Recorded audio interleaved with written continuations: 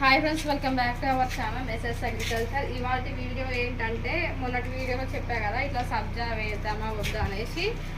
నిన్న ఏం చేస్తామంటే కిచెన్లో అయితే ఈ విధంగా స్ట్రైట్గా వన్ సైడే సబ్జా వేసాము. అదేవిధంగా ఒక బెడ్రూమ్లో మాత్రమే సబ్జా వేయించుకున్నాము. అది కూడా ఎల్షేప్ వేయించుదాం అనుకున్నాం, బట్ చాలామంది అయితే వద్దని సజెస్ట్ చేశారు. దానివల్ల ఇక్కడ కూడా స్ట్రైట్గానే వన్ సైడ్ సబ్జా వేసాం. మిగతా ఆ రూమ్ మాత్రం నిన్న సబ్జాతో పాటు మెట్లు కూడా వేశారు. మెట్లు అయితే హాఫ్ వర్క్ వేశారు.